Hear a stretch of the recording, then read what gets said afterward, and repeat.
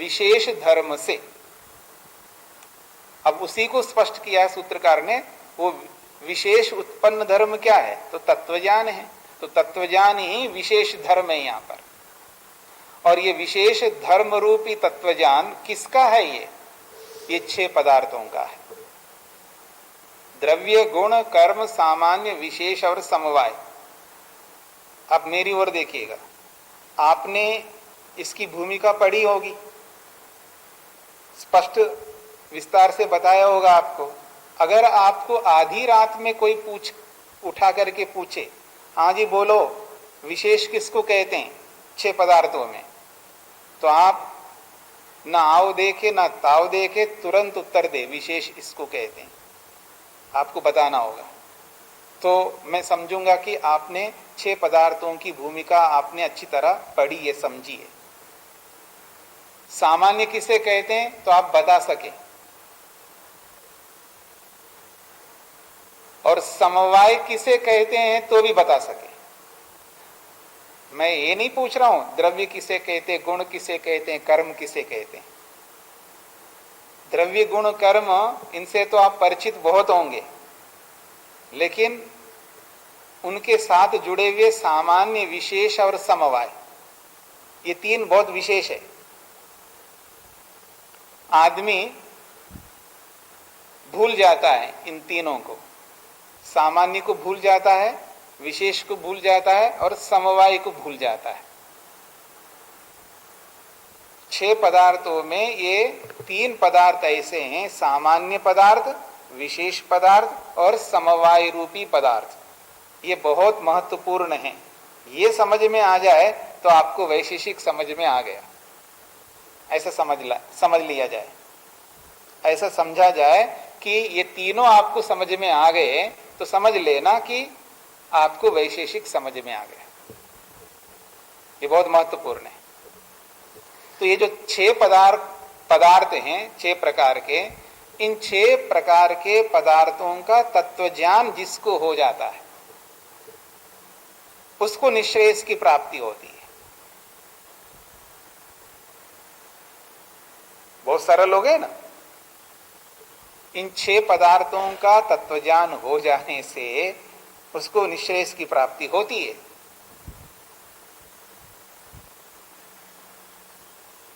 अब तत्वज्ञान करना है। द्रव्यादीनाम षण्णाम पदार्थानाम, जो द्रव्यादि 6 पदार्थ हैं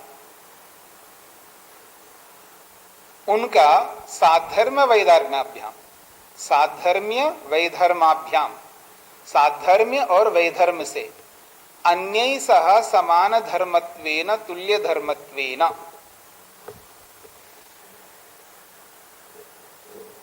एक पदार्थ को सामने रखिएगा आप, चाहे द्रव्य को सामने रखिएगा। अब द्रव्य के साथ गुण का, द्रव्य के साथ कर्म का, द्रव्य के साथ सामान्य का, द्रव्य के साथ विशेष का और द्रव्य के साथ समवाय का, एक पदार्थ के साथ बाकी 5 पदार्थों का परस्पर एक समन्वय है, एक समानता है। 6 पदार्थों में से एक पदार्थ को सामने रखो, उस एक पदार्थ को देख करके बाकी 5 पदार्थों को देखो।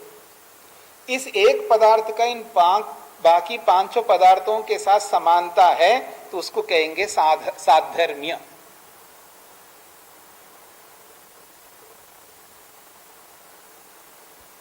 स्पष्ट हो रहा है? एक पदार्थ का उन 5 पदार्थों को देख करके इस एक का इन 5 के साथ समानता है तो इसका मतलब है साधर्म्य, यानी समान धर्म। जैसा इसका धर्म दिख रहा है वैसा का वैसा धर्म इन 5 में दिख रहा है तो इसको कहेंगे समान धर्म, उसी को साधर्म्य कहा है। जैसे ब्रह्मचारी है, इनका भी सफेद कपड़े, इनका भी, इनके भी, इनका भी, इनके जिन जिन के सफेद कपड़े, तो सफेद कपड़े को देख करके हमको पता चलता है इन सबके साथ एक समानता है। क्या है वो? सफेद। यही साधर्म्य है, समान धर्म है। अब सफेद कपड़े वाले जितने भी है, वो मैं अपने आप को देखूं और आप सफेद कपड़े वालों को देखूंगा तो समानता है या नहीं है? नहीं है। तो ये है वैधर्म्य। आपके साथ मेरा वैधर्म्य है, मेरे साथ आपका वैधर्म्य है, इसको वैधर्म्य कहते हैं। यानी जो धर्म आप में दिख रहा है वो धर्म मेरे में नहीं दिख रहा है, जो धर्म मेरे में दिख रहा है वो धर्म आप में नहीं दिख रहा है। आपके कपड़े सफेद है, मेरे कपड़े लाल कहो या जो भी आप कहो, पर सफेद तो नहीं है।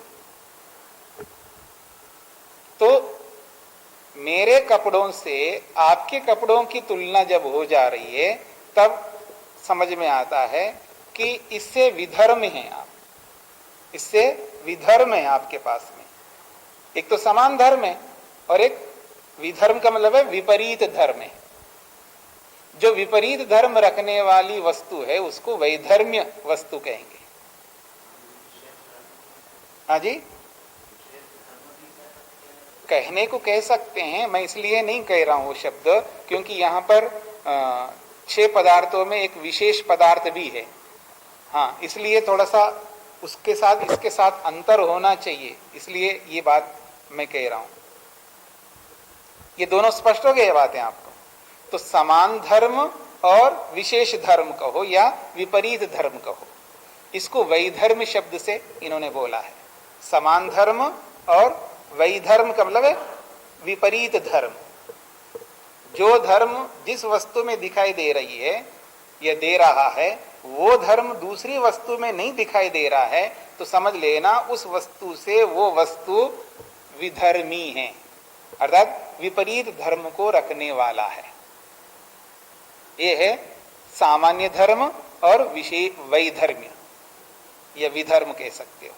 तो इसी बात को स्पष्ट किया जा रहा है, अन्यै सह समान धर्मत्वेन। एक वस्तु बाकी 5 वस्तुओं के साथ में, अन्यै सह का मतलब है 5 वस्तुओं के साथ में समान धर्मत्वेन, एक जैसा धर्म के कारण से, उस समान धर्मत्व को खोला है तुल्य धर्मत्वेन, तुल्य धर्म से जुड़ा हुआ है। तथा विरुद्ध धर्मत्वेन, अब समान धर्म भी है उसमें और विरुद्ध धर्म भी है,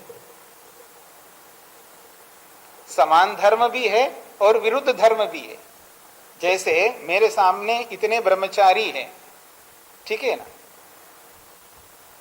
तो एक ब्रह्मचारी और बाकी 5 ब्रह्मचारी को देखो तो समान धर्म है एक दूसरे के साथ में, लेकिन विपरीत धर्म भी हो सकता है उनमें। ब्रह्मचारी होते हुए भी विपरीत धर्म हो सकता है।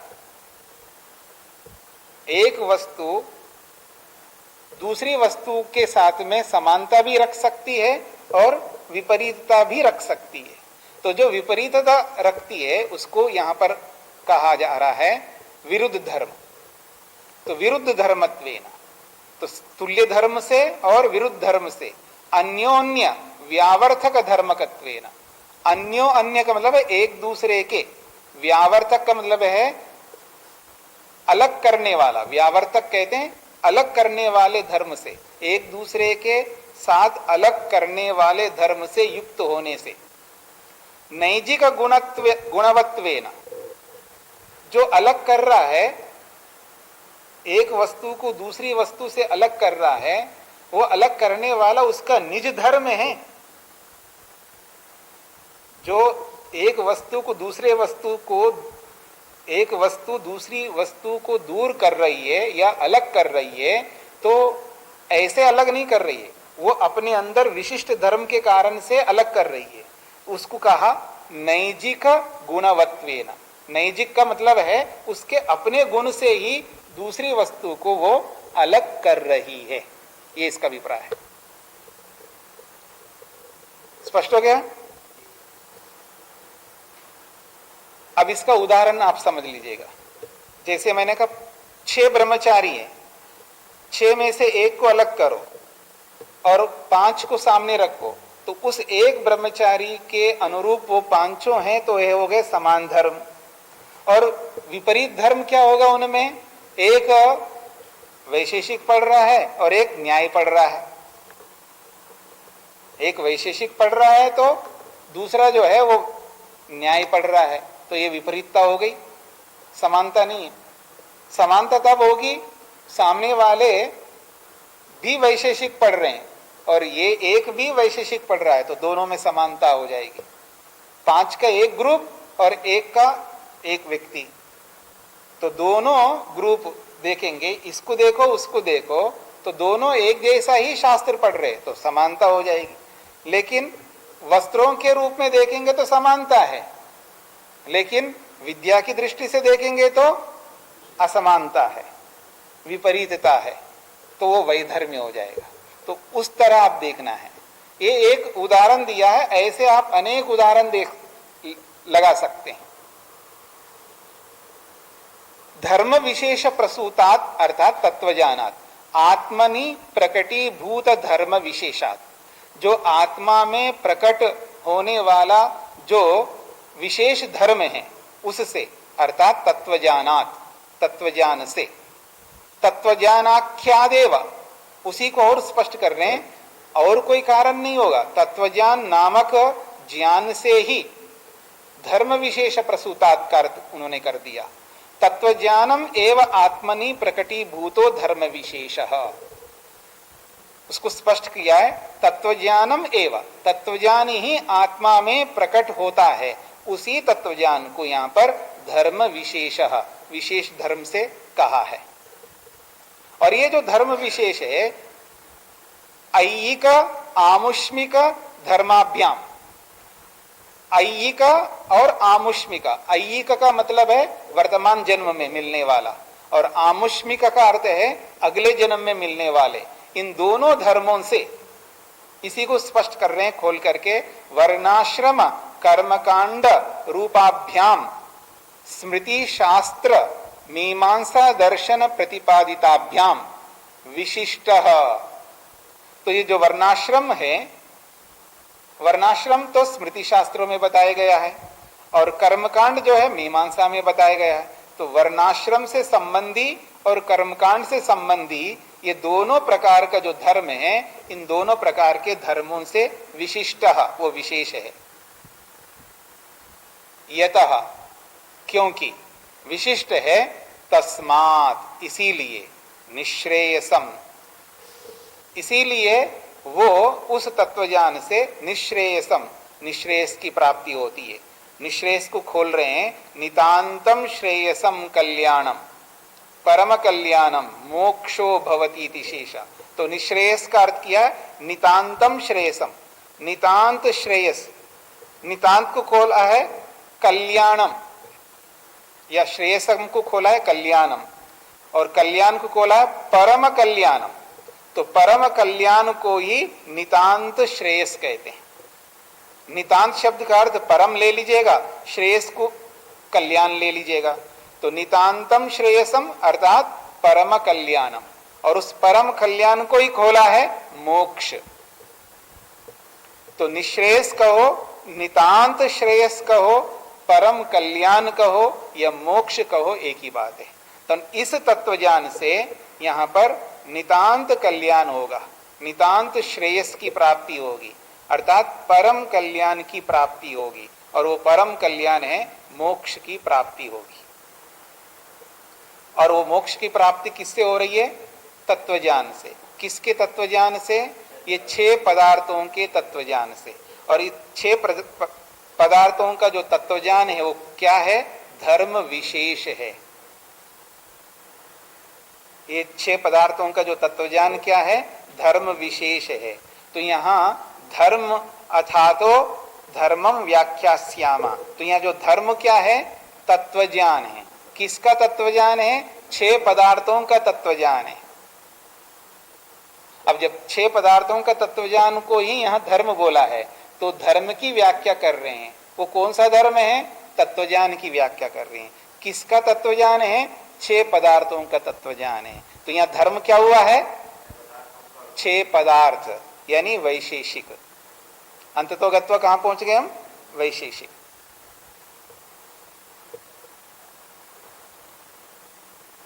चौथा सूत्र स्पष्ट हो गया? क्लियर? हाँ जी बोलिए। पीछे एक माइक पकड़ा दीजिएगा।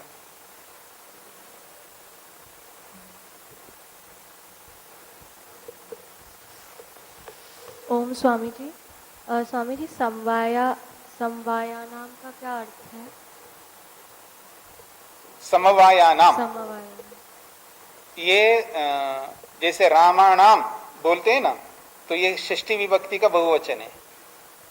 और राम लक्ष्मण भरत शत्रुघ्ना नाम, ऐसे ही यहां पर 6 पदार्थ दिए ना, द्रव्य गुण कर्म सामान्य विशेष समवाय, तो इसके बाद में नाम जोड़ दो तो षष्ठी विभक्ति का बहुवचन हो गया। ठीक है। समवाय शब्द का अर्थ पूछ रहे हैं। समवाय शब्द का अर्थ होता है कि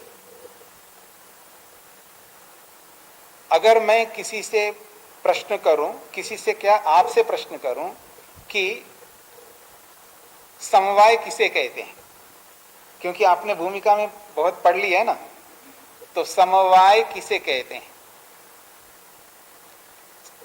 और पहले ये पूछूं मैं, समवायी कौन होता है?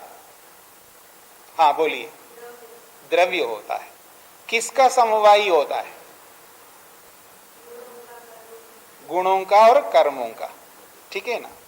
तो कोई द्रव्य ऐसा होता है जो कर्म को धारण करता है और गुण को धारण करता है।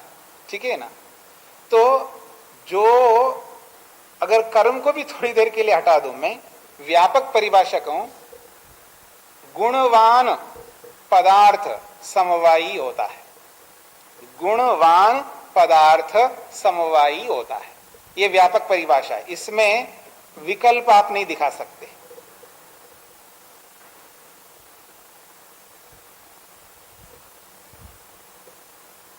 गुणवान, जिसमें भी गुण दिखाई दे तो समझ लेना आप वो समवायी होगा।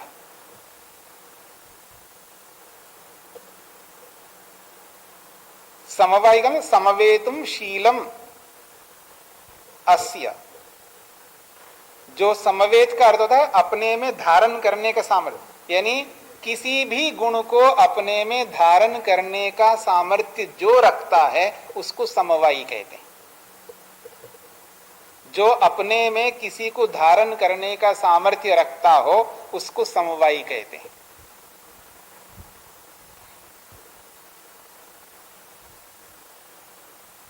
समवायी के अंदर वो सामर्थ्य है, वो द्रव्य को भी धारण कर सकता है, गुण को भी धारण कर सकता है और कर्म को भी धारण कर सकता है।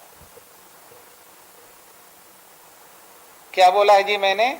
समवायी वो होता है जो किसी द्रव्य को भी अपने में धारण कर सकता है, किसी गुण को भी अपने में धारण कर सकता है और किसी कर्म को भी अपने में धारण कर सकता है, वो समवायी होता है। जैसे मिट्टी घड़े को धारण करती है, मिट्टी घड़े को धारण करती है, इसलिए मिट्टी समवायी कारण है। मिट्टी गंध को धारण करती है, तो गंध एक गुण है, गंध एक गुण है, तो वो गुण को धारण कर रही है, इसलिए वो समवायी है। और मिट्टी कर्म को भी धारण करती है, मिट्टी कर्म को भी धारण करती है। मिट्टी में गति होती नहीं होती है, मिट्टी में क्रिया होती नहीं है, तो उस क्रिया को कौन धारण करता है? मिट्टी धारण करती है। तो मिट्टी क्रिया को भी धारण कर सकती है, मिट्टी गुण को भी धारण करती है और मिट्टी द्रव्य को भी धारण करती है।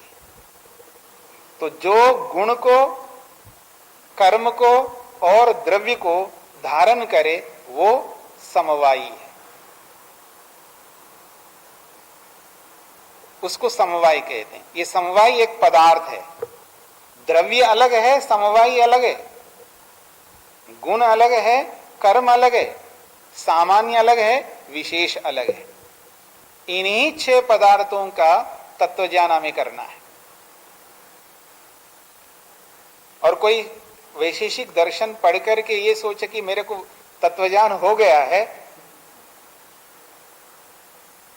फिर वो तत्वज्ञान नहीं है। फिर क्या होगा? वो तत्वज्ञान का शाब्दिक ज्ञान हो गया। तत्वज्ञान का शाब्दिक ज्ञान होना अलग है, और तत्वज्ञान होते ही तो निश्रेयस की प्राप्ति होगी।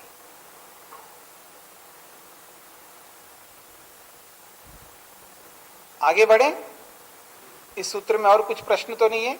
हाँ जी स्वामी जी, एक शब्द है विशेष धर्म और धर्म विशेष, दोनों में क्या भेद हो जाएगा? विशेष धर्म और धर्म विशेष, धर्म विशेष शब्दों को आगे पीछे करते हैं। हाँ, कोई अंतर नहीं है। कोई शब्द पहले रखते हैं, कोई शब्द बाद में रखते हैं, ठीक है ना। और वो शब्द शास्त्र से समझ में आएगी ये बात, व्याकरण शास्त्र से समझ में आएगी कि धर्म विशेष कहना चाहिए या विशेष धर्म कहना चाहिए, ये व्याकरण शास्त्र बताएगा। यहां धर्म विशेष इसलिए कहा जाता है क्योंकि धर्म में 2 अक्षर हैं और विशेष में 3 अक्षर हैं। तो व्याकरण के साधारण नियम है, जिसका अक्षर कम होता है उसको पहले रखा जाता है।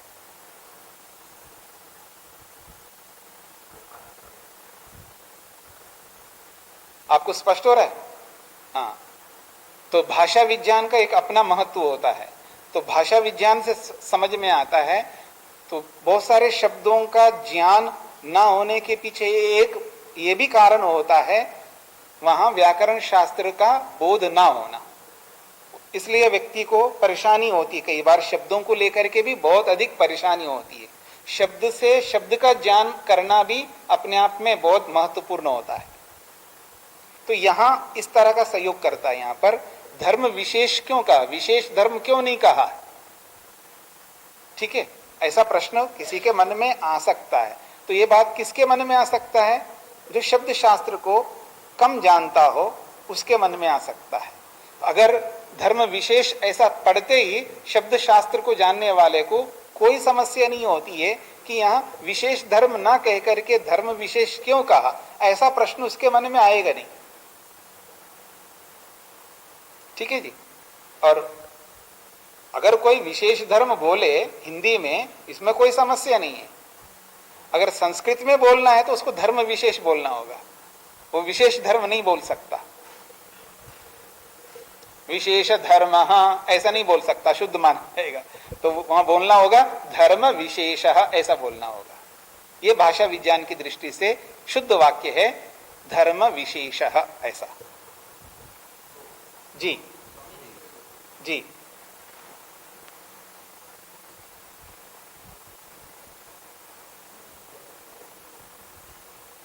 अब बात करिएगा। हाँ, पास में रखिए मैं इसको। जी जी, प्रश्न है क्या 4 में अंत जी, शब्द से यहाँ क्या कहना चाह रहे, किसको इंगित कर रहे? मोक्षो भवति इति से, यानी परम कल्याणम को खोला है उन्होंने। मोक्षो भवति, परम कल्याण मोक्ष होता है, यही इस परम कल्याण का शेष अर्थ है।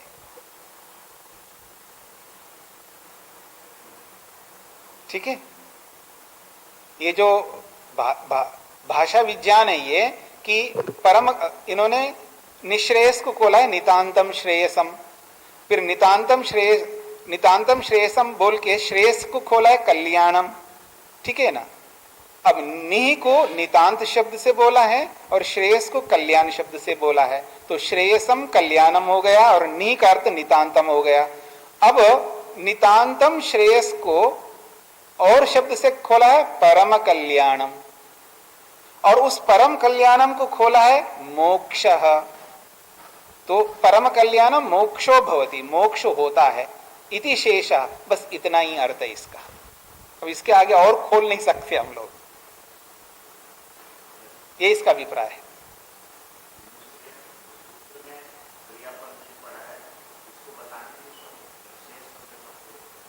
हाँ जी, ऐसा भी कह सकते स्वामी जी कि जैसे सूत्र में तो क्रियापद नहीं पढ़ा होता है ना, तो उस क्रियापद को बता करके कि ऐसा ऐसा भी आप बोल सकते हैं। लेकिन अगर क्रियापद नहीं पढ़ा है तो क्रियापद जो है वो अंतर्निहित होता है, ठीक है ना। तो यहां पर मोक्षो भवति इति शेषः, ऐसा आप बोल सकते हैं जी।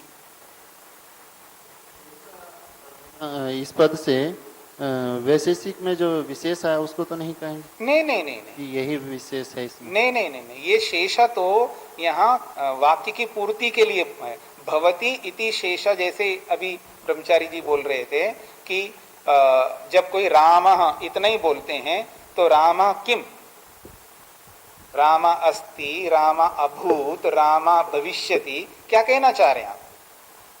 क्योंकि क्रिया तो नहीं आई ना वहां पर। जब क्रिया नहीं आई है तो राम इतना कहने से राम अस्ति, राम है, अथवा आप क्या कहना चाह रहे हैं? राम अभूत, राम था, ये कहना चाह रहे हैं, अथवा राम भविष्यति, राम होगा, ये कहना चाह रहे हैं। तो भवति अभूत भविष्यति इति शेषः, ये क्रियापद वहां पर उस रामा के साथ जोड़ दो, ये इस अर्थ में यह शेषा है।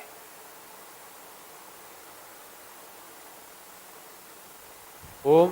हाँ जी स्वामी जी, यहाँ जो प्रसूत शब्द है ना जी, प्रसूत शब्द, इसको हम क्या समझेंगे? या विशेष समझेंगे या विशेष? नहीं, प्रसूत का अर्थ है उत्पन्न। इसको हम क्या विशेष समझेंगे या विशेष? विशेषण और विशेष होता है ना, दो शब्द। नहीं, ये तो प्रसूत शब्द जो है ये क्रियापद है ना। प्रसूत जो है उत्पन्न, उत्पन्नता को बता रहा है। उत्पन्न विशेष, धर्म विशेष उत्पन्न होने से, तो ये उत्पत्ति को कहता है प्रसूत शब्द। ये जो चिकित्सालयों में कहीं कहीं प्रसूतालय ऐसे लिखते हैं ना, प्रसूतालय यानी उत्पन्न का घर, उत्पन्न होने का घर। हाँ, प्रसूति गृह, ग्रह या गृह जो भी आप बोल सकते हैं। हाँ, गृह, प्रसूति गृह का मतलब उत्पन्न होने का घर। तो यहां प्रसूत का अर्थ है उत्पन्न। तो क्या उत्पन्न हो रहा है यहाँ? विशेष धर्म उत्पन्न हो रहा है। आगे बढ़े।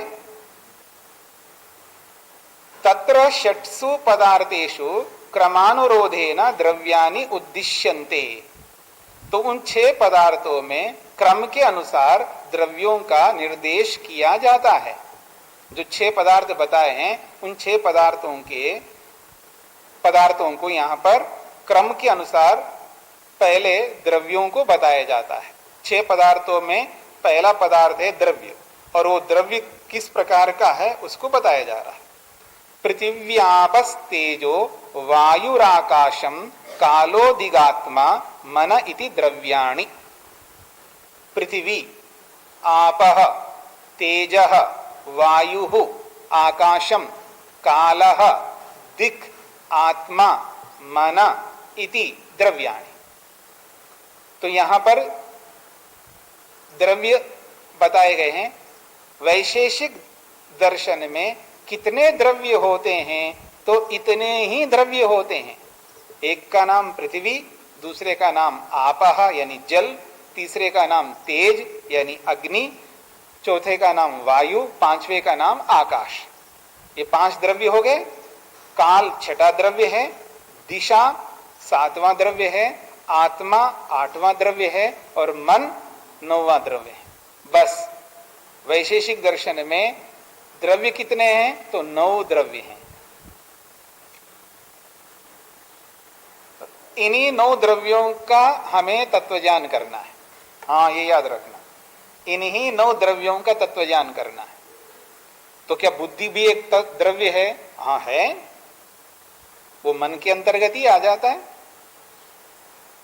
इंद्रियां द्रव्य नहीं है, वो भी है, वो सब मन के अंतर्गत बहुत कुछ आता है।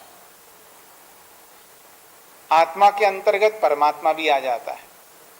कुछ नहीं बचाया इन्होंने यहां पर, सब कुछ लिया इन 9 में। ये समझने का प्रयत्न करना।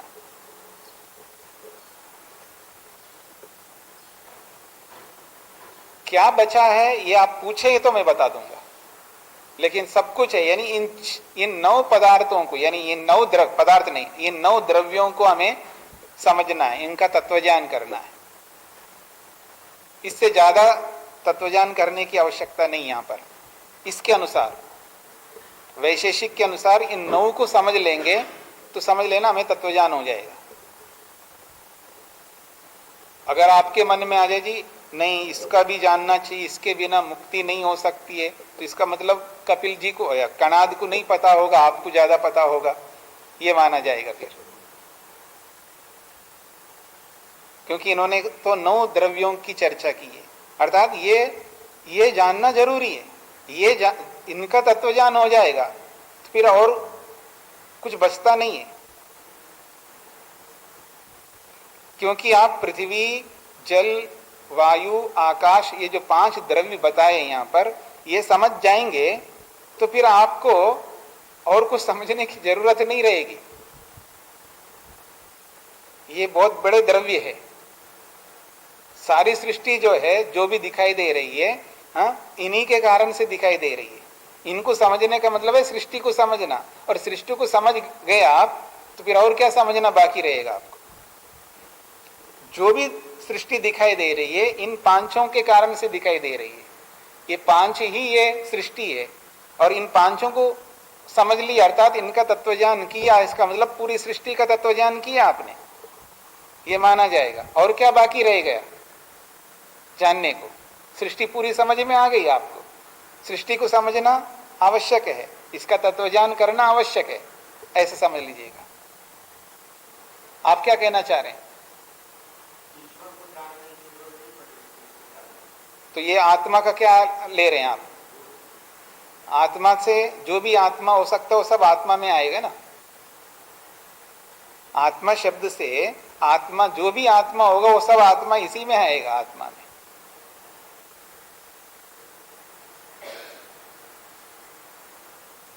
तो पृथ्वी, आपः, तेजः, वायुः, आकाशम, कालः, दिक्, आत्मा, मनः इति द्रव्यानि। इत्येतानि द्रव्यानि नव सन्ति। ये 9 प्रकार के द्रव्य हैं। अब क्या समझना है? यहाँ हो गया ये पूरा? स्वामी जी, वो इंद्रियों के सब बारे में समझ में नहीं आया कि मन को, इंद्रियों को मन के अंतर्गत ग्रहण कर रहे हैं। नहीं, ये ग्रहण कर रहे हैं, ये है मन आपने जो कहा है था, आपने कहा। मन। हाँ, मैंने कहा है, क्योंकि मन को जब समझेंगे तो मन के साथ इंद्रियां भी जुड़ी रहती है, वो अपने आप समझ में आ जाएंगे। जब जिसने मन को समझ लिया इंद्रियों को भी समझ लेगा। समझ रहे हैं आप? इस अर्थ में मैं बता रहा हूं। तो मन समझ में आएगा तो अहंकार भी समझ में आएगा, मन समझ में आएगा तो बुद्धि भी समझ में आएगी। अगर मन को समझने के लिए चेष्टा करोगे तो इंद्रियां अपने आप समझ में आ जाएंगी। मन को समझने की चेष्टा करोगे तो अहंकार भी समझ में आ जाएगा, बुद्धि भी समझ में आएगी। इस दोनों को मानेंगे ना आत्मा से। हाँ, यही तो संस्कृत की विशेषता है। हाँ, एक ही में 2 यहाँ समझ में आते हैं। आत्मा शब्द से जीवात्मा भी लेते हैं, आत्मा शब्द से परमात्मा भी लेते हैं। एक ही शब्द से दोनों अर्थ ग्रहण होते हैं। इसलिए तो इन्होंने 9 रखा है। इन 9 में सब कुछ रख दिया इन्होंने, सारे द्रव्यों को 9 के अंतर्गत मान लिया इन्होंने। हाँ जी, माइक दे दीजिएगा उनको। हाँ बोलिए। जैसे पृथ्वी है, जल है, अग्नि है जी, तो जो हमें स्थूल दिखाई दे रहे हैं, हाँ हाँ, तो क्या इससे उनका ग्रहण करें या इनके? नहीं, जब वो प्रसंग आएगा तब उसकी चर्चा करेंगे। ये एक बार भूमिका बन जाए तो आगे उस तरह से समझने में आसानी हो जाती है। नहीं, ऐसा नहीं बता सकते ना, हर बात वहीं पर नहीं बताई जाती है, जहां वो प्रसंग आएगा वहीं पर बताई जाएगी। हाँ जी। स्वामी जी, मेरा एक प्रश्न है, क्या सभी प्रकृति कार्य रूप में पंच महाभूत होते हैं, जैसा अभी आपने बताया द्रव्यों में ये जो 5 थोड़ा ऊंचा बोलिए। क्या सभी प्रकृति कार्य रूप में पंच महाभूत होते हैं? यदि हाँ तो जैसे हमें ये लाइट दिख रही है, इसमें पृथ्वी तत्व नजर आ रहा है, और इसमें आकाश भी, स्पेस भी दिख रहा है, जल भी हम इसमें मान लें, इसमें अग्नि प्रतीत नहीं हो रही, तो इसको हम कैसे घटाएंगे? किसमें अग्नि प्रतीत? जैसे मैं लाइट का एक उदाहरण इसके दिया। बारे में बाद में चर्चा करिए, पहले इसके बारे में समझ लीजिएगा। पंच महाभूत का स्वामी जी, हाँ जी, द्रव्यों का कहा तो मैं एक प्रश्न नहीं, आप कुछ भी पूछना यहाँ वो नहीं, इस प्रसंग के अनुसार आप पूछेगा, इसके बारे में फिर कभी पूछिएगा जब प्रसंग आएगा। जी। हाँ जी। मैंने जो बोला है कि ये जो पूरी सृष्टि इन पांचों में आती है, ये बोला है। ये जो पांच पृथ्वी, आपह, तेजह, वायु, आकाश जो बोला गया है, ये पांचों को समझेंगे तो पांचों से ही ये सारी सृष्टि है। इन पांचों में सारी सृष्टि आती है जो दिखाई देने वाली है, ये बोला है। ये नहीं बोला है कि इस विद्युत में पांचों हैं, ये नहीं बोला है ना। मैंने ये बोला ये जो सारी सृष्टि जो हमको दिखाई दे रही है, ये सारी सृष्टि इन पांचों के अंतर्गत आती है, ये बोला है। अब स्पष्ट हो गया आपको? हाँ, इधर उधर नहीं जाइएगा। आगे बढ़े। अगला है सूत्र, गुणाः उच्यन्ते रूप रस गंध स्पर्शाः संख्याः परिमाणानि पृथक पृथक्त्वं संयोग विभागौ परत्वापरत्वे बुद्धयः सुख दुःखे इच्छा द्वेषौ प्रयत्नाश्च गुणाः। द्रव्यों की चर्चा करके गुणों की चर्चा कर रहे हैं। गुणाः उच्यन्ते, अब गुणों के बारे में बताए जाते हैं। रूप, रस, गंध और स्पर्श, ये कितने हो गए जी? चार। चार गुण यहां पर बताए। संख्या, संख्या, जितनी भी संख्या आती है, वो सारी संख्या को संख्या शब्द से ले लिया, इसलिए संख्या को बहुवचन में लिया, देखना।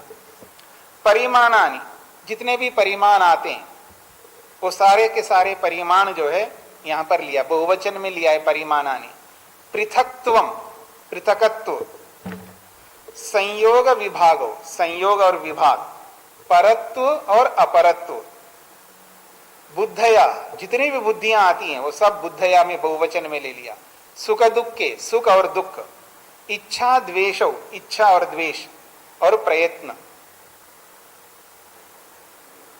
ठीक है जी। यहां 17 दिए हैं ना, कुछ और भी हैं जो यहां पर सूत्र में नहीं दिए, वो भी ग्रहण, चकार से उनको भी ग्रहण करेंगे।